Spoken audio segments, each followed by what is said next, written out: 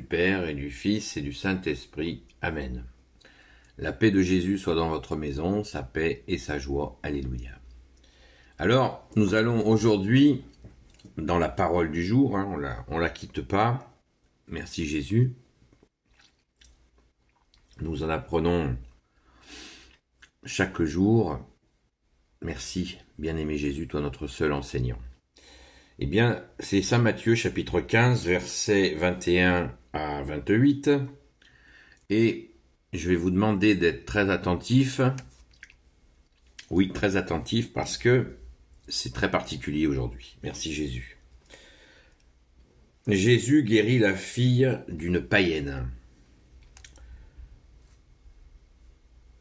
Que ta parole, ô Jésus, ouvre mon esprit, que ma bouche proclame ta parole, et que mon cœur accueille ta parole. Jésus partit de là et s'en alla vers la frontière de Tyr et Sidon. Une femme cananéenne qui venait de ce territoire arriva alors en criant : « Aie pitié de moi, Seigneur, fils de David, ma fille est affligée d'un démon. » Jésus ne répond rien. Les disciples insistent auprès de lui. « Renvoie-la, vois comme elle crie après nous. » Jésus leur répond : « Je n'ai été envoyé qu'aux brebis perdues du peuple d'Israël. » Mais la femme vient se jeter aux pieds de Jésus en lui disant : « Seigneur, fais quelque chose pour moi. » Jésus lui répond : « On ne prend pas le pain des enfants pour le jeter aux chiens. » La femme lui dit : « Bien sûr, Seigneur, mais les petits chiens mangent les miettes qui tombent de la table des maîtres. » Alors Jésus lui fait cette réponse : « Femme, ta foi est grande, que la chose se fasse comme tu le veux. » Et dès ce moment-là, sa fille fut guérie. Alléluia. Waouh, c'est magnifique. Alors, j'ai mis longtemps à comprendre cette parabole, cette séquence de l'évangile. Et je te rends grâce, bien-aimé Jésus. Et j'espère de tout mon cœur que vous allez la comprendre. Car c'est un moment exceptionnel. Cette femme est païenne, on nous l'annonce dans le titre. Alors, tout de suite, tout le monde est offusqué. Comment se fait-il que Jésus ne lui répond pas immédiatement ?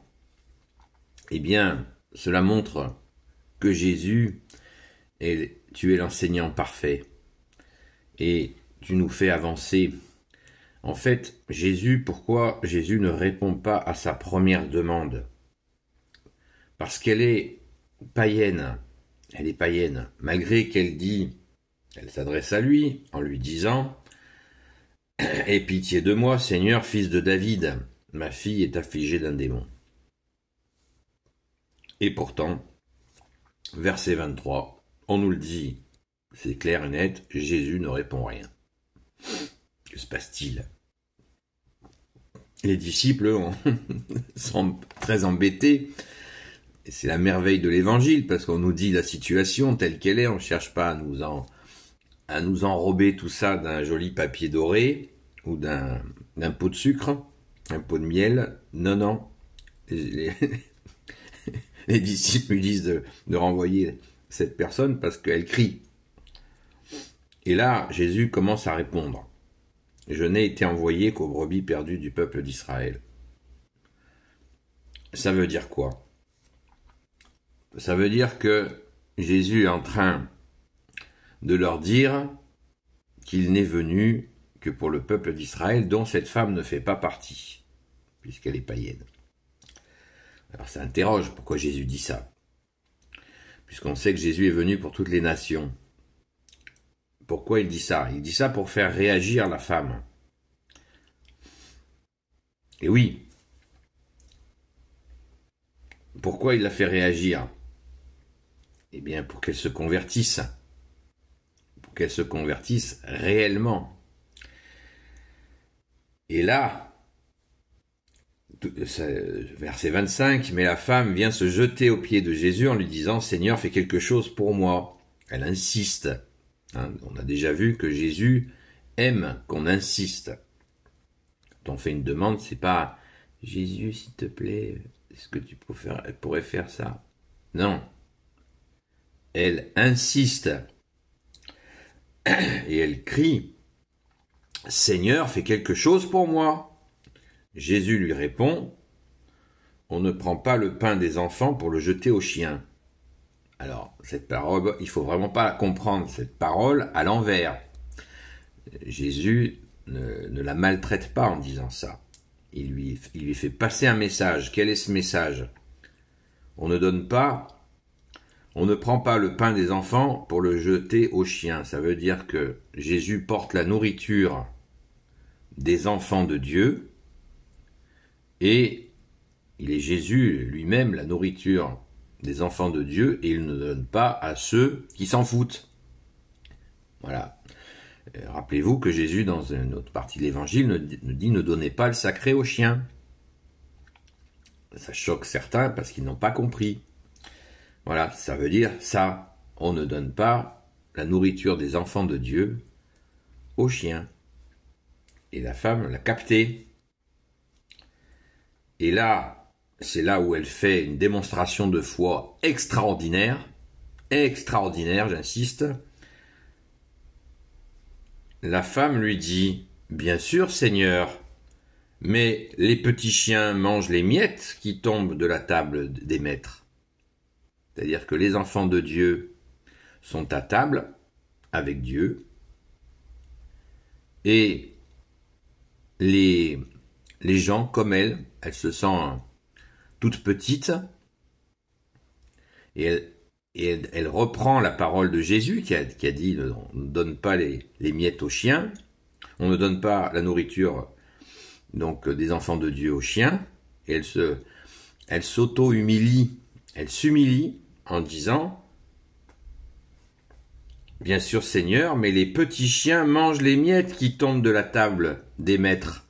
Ça veut dire que les enfants de Dieu, quand ils sont à table avec Dieu, eh bien, peuvent faire tomber des miettes et que elle, ça lui suffit. Ça lui va. Elle serait très contente d'avoir quelques miettes. C'est-à-dire quelques miettes, qui est la réponse à son cri pour sauver sa fille. Et là, verset 28, Jésus lui dit cette réponse. Alors Jésus lui fait cette réponse. Femme, ta foi est grande. Que la chose se fasse comme tu le veux, et dès ce moment-là, sa fille fut guérie. Voilà, vous avez compris. Jésus est bien l'amour, la justice et la miséricorde. Elle a fait le pas. Elle a fait le pas, elle s'est pas démontée, comme on dit dans notre langage habituel. Elle s'est humiliée en reconnaissant que oui, Jésus a raison, mais qu'elle se contentera d'un tout petit quelque chose qui tombera, toute petite réponse à sa demande, et cela lui apportera la grâce. La grâce parce que Jésus est amour, miséricorde, et justice, et c'est de toute beauté. Donc j'espère que vous avez compris. Si vous n'avez pas compris, dites-le dans les commentaires.